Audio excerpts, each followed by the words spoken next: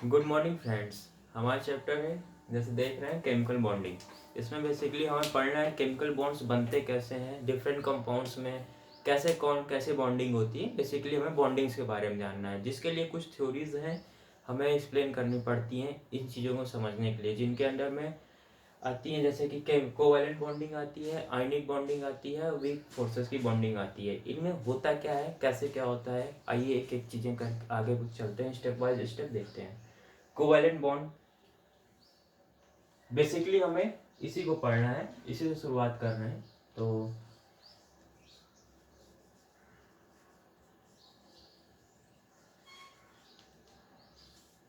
Covalent bonds form कब होंगे, हम कब कहेंगे कि हमारे बॉन्ड्स कोवैलेंट बॉन्ड फॉर्म हो गए हैं। बेसिकली ये होता क्या है, इनमें होता कुछ नहीं है, बस ऑर्बिटल्स की ओवरलैपिंग होती है।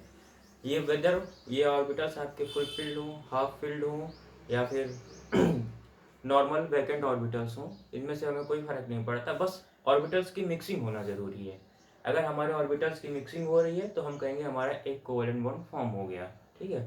और मिनिमम इलेक्ट्रॉन्स, जैसे नॉर्मली इन जनरली कहते हैं कि कितने इलेक्ट्रॉन्स की ज़रूरत होती है एक बॉन्ड फॉर्म करने के लिए, तो हम कह देंगे कि हमें एक इलेक्ट्रॉन मिनिमम चाहिए होता है, तो उससे भी हमारा कोवैलेंट बॉन्ड फॉर्म हो जाता है। कोई दिक्कत की बात नहीं होती है उसमें। बेसिकली हमारा ऑर्बिटल्स की ओवरलैपिंग होनी चाहिए। तो इसके विषय में आगे बढ़ते हैं। ये सब फिजिकल में हमारे आंखों से चीज़ें दिखती हैं, लेकिन केमिकल में, केमिस्ट्री में हमें अपनी आंखों, नेकेड आई से कोई चीज़ दिखती नहीं है। हमें एक्सप्लेन करना पड़ता है ऐसा हो रहा है तो ऐसा क्यों हो रहा है। उसके लिए हम अपनी थ्योरीज बनाते हैं, उनको एक्सप्लेन करते हैं, जिससे हमारे मैक्सिमम कॉन्सेप्ट्स क्लियर हो जाएं, जो चीज़ें मैक्सिमम एक्सप्लेन हो जाएं, ऐसी थ्योरीज हम बनाते हैं। तो आइए एक्सप्लेन करते हैं आगे का कि कैसे होता है। तो बेसिकली इसके अंदर एक्सप्लेनेशन हमें दो थ्योरीज से मिलता है, वीबीटी और एमओटी। दो थ्योरीज है, एमओटी मॉडर्न थ्योरी है, वीबीटी ओल्ड थ्योरी है हमारी। जो सवाल हमें वीबीटी नहीं देती वो एमओटी दे देती है। इसके एक्सेप्शंस भी हैं वीबीटी के, उन्हें एक्सप्लेन एमओटी करता है। एमओटी हम बाद में पढ़ेंगे, पहले वीबीटी देखते हैं। बेसिकली वीबीटी में क्या क्या है, कैसे क्या होता है, और इसके अंदर में क्या क्या आते हैं।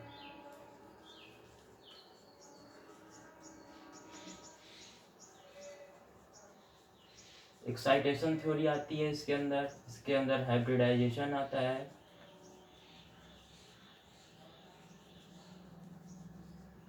वन बाय वन करके इनके बारे में पढ़ेंगे, इनमें होता क्या है, इस थ्योरीज में हमें एक्सप्लेन क्या किया, कैसे क्या हुआ, हमें एक्साइटेशन थ्योरी से पता क्या चलता है, हाइब्रिडाइजेशन से हम क्या पता लगा सकते हैं, कैसे क्या निकालते हैं। चलिए आइए देखते हैं एक्साइटेशन थ्योरी से हमें क्या मिलता है।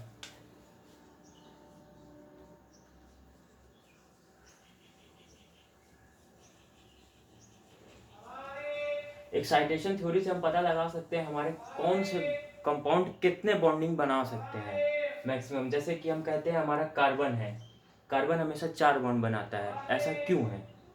ऐसा हम कैसे कह सकते हैं कि हमारा कार्बन 4 बॉन्ड बनाता है, ये चीज़ की एक्सप्लेनेशन हमारा एक्साइटेशन थ्योरी से हो जाता है। कार्बन में 6 इलेक्ट्रॉन्स होते हैं, 1s2, 2s2, 2p2।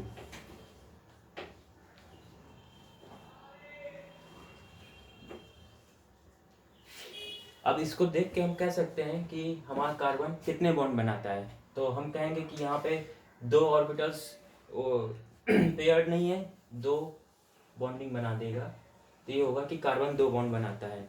लेकिन यहाँ पे हमारे पास एक 2s2 ऑर्बिटल्स है, इसमें 2 इलेक्ट्रॉन्स हैं, ये कोऑर्डिनेशन बॉन्ड के थ्रू डोनेट कर सकता है। तो मैक्सिमम 3 बॉन्ड हुए, जिसमें कि 2 आपके कोवैलेंट बॉन्ड हुए, एक हमारा कोऑर्डिनेशन बॉन्ड हो गया, 1 कोऑर्डिनेशन बॉन्ड।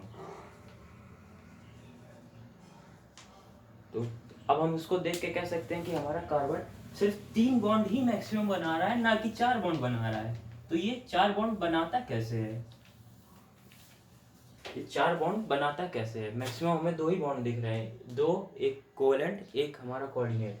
होता ही है बेसिकली कि ये एक्साइट होके हमारा इस वैकेंट ऑर्बिटल्स में चला जाता है पीके, तो हमारा कुछ सीन इस टाइप बन जाता है।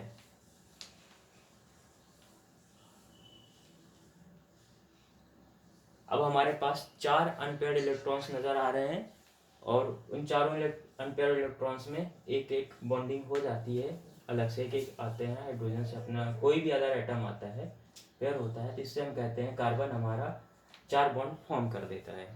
ये एक्साइटेशन हुआ, इसकी वजह से हमारे पास 4 अनपेयर्ड इलेक्ट्रॉन आए तो हमारे 4 बॉन्ड बन गए। ऐसा सब में हो जाएगा, सिर्फ कार्बन में होगा? कौन कितना एक्साइट करा लेगा, इसके बारे में एक एक आगे आगे अदर कंपाउंड्स के बारे में भी देखते हैं, अदर एलिमेंट्स के बारे में। अपने पीरियोडिक टेबल में हम आगे बढ़ते हैं। कार्बन के बाद हमारा नाइट्रोजन का नंबर आता है, उसकी भी बैलेंस है 2s2 2p3।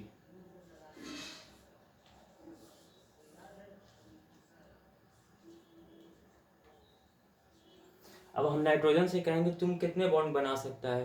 हाँ, इसके पास तो हमें 3 अनपेयर्ड इलेक्ट्रॉन दिख रहे हैं, हम कहेंगे नाइट्रोजन 3 बॉन्ड बना सकता है। कोवैलेंट बॉन्ड, 3 कोवैलेंट बॉन्ड, ये अपना इनकी शेयरिंग किया तीनों का, एक एक इलेक्ट्रॉन के साथ 3 बॉन्ड, एक मैक्सिमम जो कि ये लोन पेयर है नाइट्रोजन पे, इसे ये डोनेट कर सकता है कुछ ऐसे करके, किसी को दे दे प्लस 3 बॉन्ड और बना सकता है। तो मैक्सिमम 3 कोवैलेंट, एक कोऑर्डिनेशन। इसमें कार्बन की तरह एक्साइट करा के अपनी कोवेलेंसी 4 नहीं कर सकता, जैसे कार्बन में हमारा हुआ था कि पी पे इसने एस वाले ने अपना इलेक्ट्रॉन दे के 4 बना लिया था। नाइट्रोजन कहती है मैं कर तो सकता हूँ ऐसा, लेकिन मैं एक्साइट करा के अपना इलेक्ट्रॉन लेके जाऊंगा, कहीं जगह ही नहीं है। तो इसके पास no vacant orbitals, no VACE anti vacants orbitals.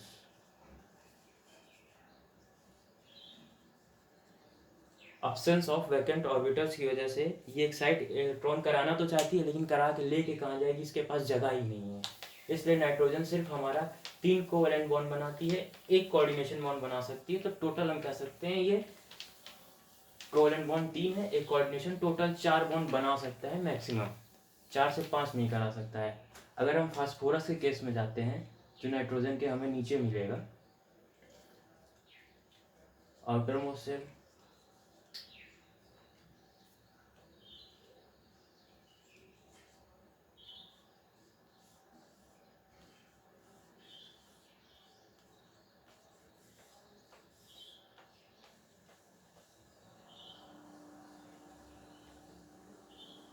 अब फास्फोरस के केस में देखिए, बड़ी इंटरेस्टिंग कहानी है हमारी।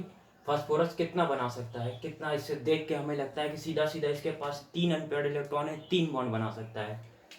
और जैसा कार्बन का कुछ कुछ केस इसी तरीके से नजर आ रहा था, ये फास्फोरस हमारा PH3 बनाता है, PH5 नहीं बनाता है, बल्कि PF5 बनाता है। ऐसा क्यों, इस चीज़ को हम नॉर्मली एक्सप्लेन कर सकते हैं। कहानी अब हमारी क्लियर होती नज़र आ रही है।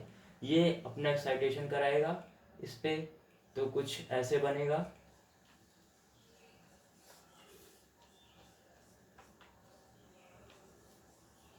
अब इसके पास आपको 3 4 5 अनपेयर्ड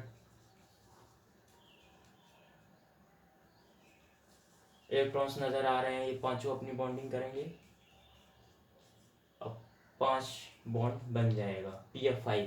लेकिन यहाँ पे एक केस आता है, PH5 नहीं एग्जिस्ट करेगा, PF5 एग्जिस्ट करेगा। ऐसा क्यों, ये एक्साइटेशन होगा कब, हमेशा हो जाएगा जब मन करेगा। इस तरह हम किसी भी कंपाउंड में जितना चाहें उतना एक्साइटेशन करा सकते हैं कि नहीं, कुछ लिमिटेशंस हैं। हाँ, इसकी लिमिटेशंस हैं। वो क्या क्या लिमिटेशंस हैं, ऐसे कोई भी कंपाउंड अपना कोई भी एलिमेंट जितना मन उतना नहीं बना सकता है। इसके लिए कुछ कंडीशंस चाहिए, कुछ थ्योरीज हैं, हाँ, जिनको हमें कुछ कंडीशंस लगानी पड़ेंगी जिनकी वजह से होता है। इसको समझने के लिए हमको देखना पड़ेगा बेसिकली ऑर्बिटल्स की एनर्जी की वजह से। ये डिफरेंस, ये D ऑर्बिटल है, ये P ऑर्बिटल है, ये S ऑर्बिटल है, यहाँ कहीं हमारा न्यूक्लियस होगा। S और P के बीच की जो एनर्जी गैप है हमारा, ये बहुत कम होता है। तो यहाँ से इलेक्ट्रॉन अपना एक्साइटेड स्टेट में आसानी से रूम टेम्परेचर में चले जाते हैं। लेकिन S से D में जाने के लिए हमें ज़्यादा एनर्जी की ज़रूरत पड़ती है। ये ज़्यादा एनर्जी की वजह से अगर हमें मिल जाती है, इसको S के इलेक्ट्रॉन्स को मिलेगी, एक्साइट होकर D में चले जाएंगे और सीधा सीधा हमारा जैसा पीछे कहानी थी कि 5 बॉन्ड आराम से फॉर्म हो जाएंगे। तो ये एक्साइटेशन होगा कभी, एनर्जी हमें मिलेगी कहाँ से, कैसे होगी, इसको एक्सप्लेन करने के लिए हमारे पास 2 थ्योरीज हैं जिनको हम आगे पढ़ेंगे। कॉन्ट्रैक्शन थ्योरीज हैं और एक्साइटेशन थ्योरीज हैं। ये किसके बेसिस में होती हैं आगे के चैप्टर में, हमें आगे के लेक्चर्स में हम देखेंगे इसको। आज के लिए इतना ही। Thank you.